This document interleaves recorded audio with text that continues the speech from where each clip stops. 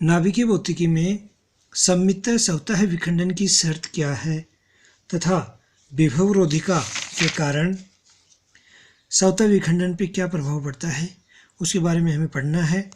तो मानो एक भारी नाभिक z अक्ष ए का स्वतः विखंडन होता है और सममित विखंडन होने के कारण जो z1 x1 a1 plus z2 x2 a2 बनते हैं, यहाँ a1 बराबर a2 बराबर a/2 है तथा z1 बराबर z2 बराबर z/2 है।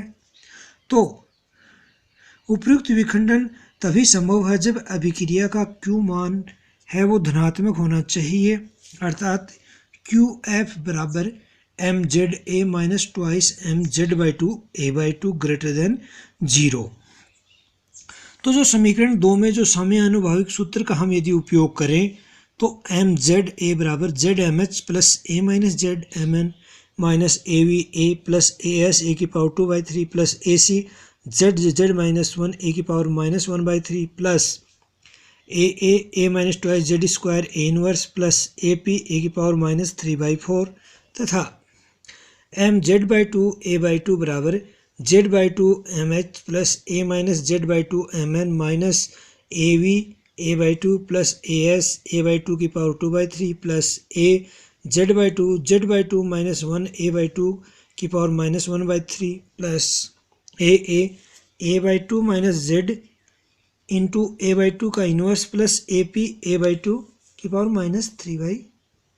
तो जो समीकरण 2 और 3 थे, इनको यदि समीकरण 2 में रखकर हम सरल करते हैं तो जो QF है वो प्राप्त होता है QF बराबर माइनस as 2 की पावर 1/3 माइनस 1 a की पावर 2/3 प्लस ac इंटू 1 माइनस 1/2 की power 1/3 z square upon a की पावर 1/3 प्लस नगण्य ऊर्जा के पद।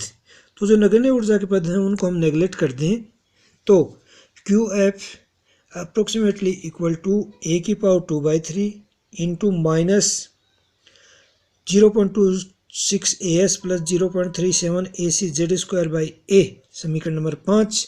तो जो समीकरण 5 से स्पष्ट है कि स्वतः विखंडन के लिए प्रक्रिया में पृष्ठ ऊर्जा तथा कूलाम ऊर्जा ही महत्वपूर्ण है, क्योंकि as तथा ac के व्यंजक आ रहे हैं तथा अन्य ऊर्जाओं का योगदान नगण्य माना जाता है। अतः QF ग्रेटर देन 0 लेने पर minus 0.26 as plus 0.37 ac z square upon a greater than 0, जिससे z square upon a greater than 0.26 as upon 0.37 ac या as बराबर 13.0 MeV तथा ac बराबर 0.595 MeV रख कर सोल्व करते हैं तो z square upon a greater than 15 होना चाहिए। जो समीकरण 6 किसी नाभिक के लिए स्वतः विखंडन की शर्त को बताता है, परंतु स्वतः विखंडन की प्रायिकता बहुत कम है। उदाहरण के लिए यूरेनियम 235 के लिए स्वतः विखंडन का सैद्धांतिक मान है z स्क्वायर अपॉन a, वो 36 होता है जो कि 15 से बड़ा है, लेकिन इसके विखंडन की संभावना अति न्यून होती है क्योंकि जो इसकी अर्धायु है वो 10⁷ वर्ष कोटि की होती है। तो इस स्वतः विखंडन को जो अवरोधित करने वाला कारक क्या है, चूँकि ये जो स्वतः विखंडन है इसको जो अवरोधित करने वाला जो कारक है वो विभवरोधिता है। यदि इस चित्र की बात करें हम तो स्थितिज ऊर्जा और दूरी, एटॉमिक दूरी के बीच में हम यदि ग्राफ खींचते हैं तो ये यहाँ से लेकर यहाँ तक जो स्थितिज ऊर्जा का मान है वो Q मान वैल्यू F के बराबर है। जब नाभिक 2r डिस्टेंस पे होते हैं उस स्थिति में इनकी स्थितिज ऊर्जा अधिकतम होती है और उस स्थितिज ऊर्जा को हम Vc नाम दे रहे हैं। तो ये जो QF की जो हॉरिजॉन्टल लाइन है इसको यदि आगे बढ़ाएं और Vc का पीक देखें तो इनके बीच की जो दूरी का डिस्टेंस है वो सक्रियण ऊर्जा कहलाती है EA बराबर QF माइनस Vc।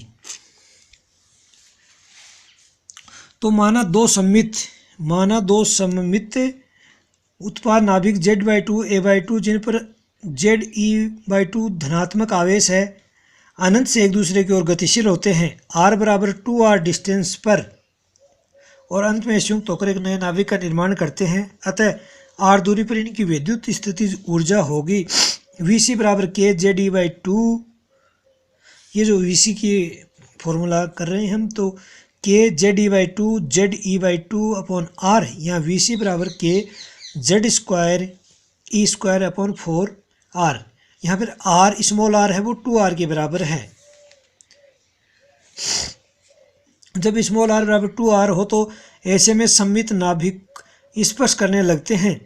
इस स्थिति में स्थितिज ऊर्जा अधिकतम होती है तथा इसका उच्चतम बिंदु B होना चाहिए, ये पॉइंट होना चाहिए पीक पॉइंट। लेकिन वास्तविक स्थितिज ऊर्जा का मान इससे कम किसी पॉइंट C पे होता है। यह कमी r बराबर 2r डिस्टेंस पर जो नाभिकीय बल आकर्षण के होते हैं उनके कारण ये कमी आती है। अतः r बराबर 2r पर Vc बराबर kZ² E² अपॉन 8r तथा r बराबर r0 a/2 की पावर 1/3 का सूत्र रखें तथा r0 बराबर 1.45 इंटू 10 की पावर -15 मीटर रखें तो Vc बराबर kZ² E² upon 8 r0 a/2 की पावर 1/3। नियतांकों की वैल्यू रखकर जब इसको सोल्व करते हैं तो Vc बराबर प्राप्त होता है 0.156 Z² अपॉन a की पावर 1/3 MeV। तो r बराबर 2r दूरी पर स्थितिज ऊर्जा Vc का मान विभवरोधिका की ऊंचाई कहलाता है। अतः अभिक्रिया के लिए स्वतः विखंडन QF का मान Vc से ज़्यादा होने पर ही संभव होगा, अर्थात QF minus Vc greater than 0 होगा, तभी ये संभव हो पाएगा स्वतः विखंडन। तो QF और Vc की वैल्यू रखते हैं तो a की पावर 2/3 into -0.26 AS plus 0.37 AC Z²/a minus 0.156 Z²/a greater than 0। AS तथा AC के मान रख के हल करने पर a की पावर 2/3 into -3.38 plus 0.064 Z²/a greater than 0, यहाँ Z²/a ग्रेटर देन 3.38 अपॉन 0.064, यहाँ Z² upon a greater than 53। लेकिन सममित स्वतः विखंडन का जो वास्तविक मान होता है वो Z² अपॉन a लगभग 44 होता है। इस विसंगति का जो व्याख्या है, निराकरण है, वो सुरंगन प्रभाव जो क्वांटम मैकेनिकल फिनोमिना है उसके आधार पर ही इसकी पुष्टि की जाती है।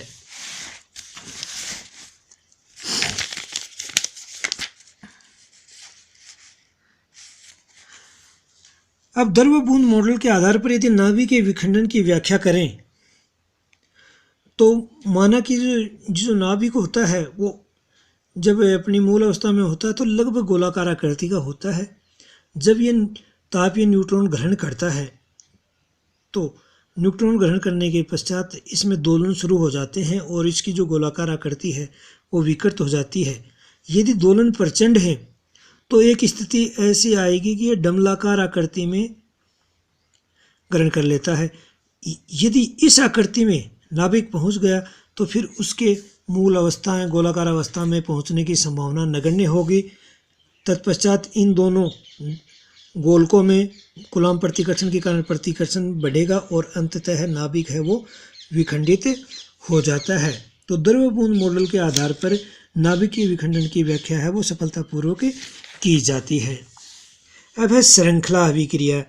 यदि हम यूरेनियम 235 की बात करें तो एक विखंडन में मुक्त हुए एक विखंडन में 2 या 3 न्यूट्रॉन या औसतन 2.5 इलेक्ट्रॉन मुक्त होते हैं, तो एक विखंडन में मुक्त हुए न्यूट्रॉनों द्वारा आगे से आगे क्रमिक रूप से नए विखंडनों को प्रेरित करने की जो अभिक्रिया होती है वो श्रृंखला अभिक्रिया होती है। अर्थात यूरेनियम नाभिक पर एक न्यूट्रॉन आपतित हुआ, ये यूरेनियम नाभिक विखंडित हो गया, 2 न्यूट्रॉन बने, ये किसी 2 और यूरेनियम नाभिक को करेंगे, 4 न्यूट्रॉन बनेंगे, 4 किसी और यूरेनियम नाभिक को करेंगे। इस प्रकार ये जो अभिक्रिया है वो तीव्र गति से श्रृंखलाबद्ध रूप से संपन्न होती रहती है। तो जो ये यूरेनियम 235 की जो श्रृंखला अभिक्रिया है ये चलती रहे तो इनके लिए क्या क्या प्रतिबंध या क्या क्या कंडीशन होनी चाहिए।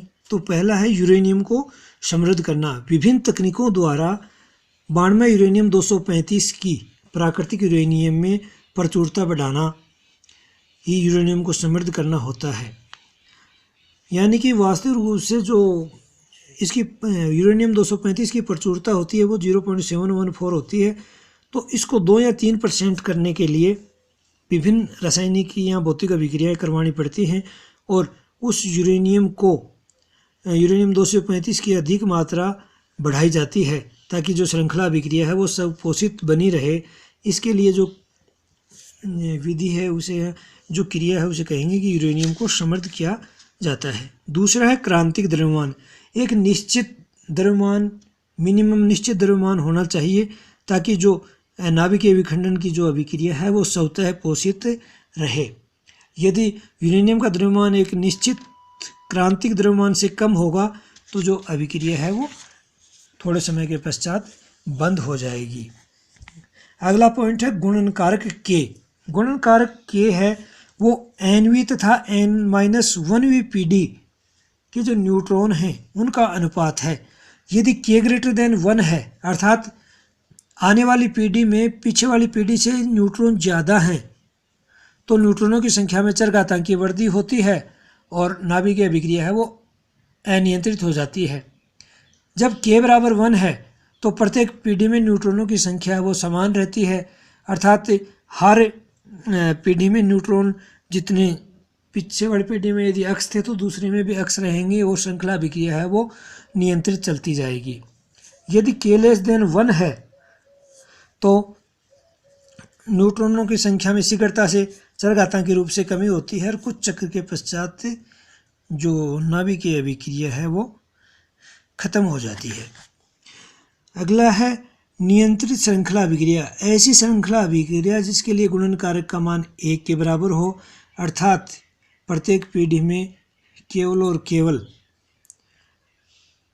पहली पीढ़ी में जितने न्यूट्रॉन हैं उसके बराबर ही न्यूट्रॉन हो तो अभिक्रिया वो श्रृंखलाबद्ध रूप से चलती रहेगी और इस प्रकार की अभिक्रिया को श्रृंखला अभिक्रिया कहते हैं। श्रृंखला अभिक्रिया का प्रायोगिक संपादन नाभिकीय रिएक्टर में किया जाता है।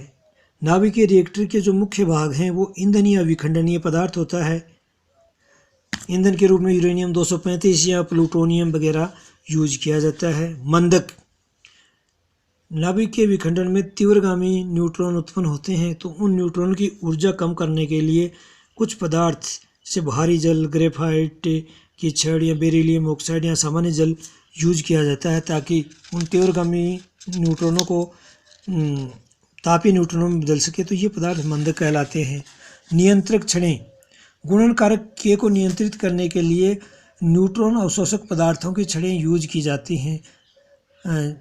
तो ये जैसे क्रोमियम की छड़ है, कैडमियम की छड़ है, तो ये जो छड़ हैं नियंत्रक छड़ें कहलाती हैं ताकि के का मान निश्चित रखा जा सके। कूलेंट, शीतलक, नाभिकीय रिएक्टर में प्रबल मात्रा में ऊष्मा उत्पन्न होती है तो उस ऊष्मा को बाहर निकालने के लिए ताकि नाभिक में के अंदर विस्फोट न हो तो उस प्रणाली से कुछ द्रव पदार्थ, वायु, कार्बन डाइऑक्साइड या द्रव सोडियम, इनके द्वारा अंदर की जो ऊष्मा है वो बाहर निकाल लेते हैं। तो ये जो पदार्थ होते हैं वो कूलेंट होते हैं, परिरक्षक। परमाणु विखंडन में काफ़ी मात्रा में रेडियो एक्टिव पदार्थ उत्सर्जित होते हैं जो कि जीव जंतुओं के लिए, मानव शरीर के लिए हानिकारक होते हैं। तो उनको रोकने के लिए रिएक्टर के चारों तरफ मोटी मोटी कंक्रीट की दीवारें बना दी जाती हैं जिन्हें परिरक्षक कहते हैं। अनियंत्रित श्रृंखला अभिक्रिया, यदि यूरेनियम 235 का क्रांतिक द्रव्यमान से अधिक द्रव्यमान हो तथा गुणनकारक के ग्रेटर देन 1 हो तो विखंडन अभिक्रिया अनियंत्रित हो जाती है। ऐसी विखंडनीय अभिक्रियाओं को अनियंत्रित अभिक्रिया कहते हैं। परमाणु बम अनियंत्रित श्रृंखला अभिक्रिया पर कार्य करता है क्योंकि थोड़े से समय में ही संपूर्ण नाभिक विखंडित हो जाते हैं और इतनी अपार विशाल मात्रा में ऊर्जा उत्पन्न होती है जिससे एक भयंकर विस्फोट होता है।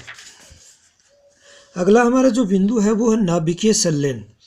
नाभिकीय विखंडन में क्या था कि भारी नाभिक 2 हल्के नाभिकों में टूटता है जबकि नाभिकीय संलयन में 2 या 2 से अधिक हल्के नाभिक मिलकर एक भारी नाभिक का निर्माण करते हैं। इस प्रक्रिया में भी द्रव्यमान क्षति होती है और द्रव्यमान क्षति के तुल्य हमें ऊर्जा है वो प्राप्त हो जाती है। जैसे उदाहरण के लिए बात करें तो ड्यूटेरियम प्लस ड्यूटेरियम से एक ट्रिटियम और एक प्रोटॉन बना 4 MeV।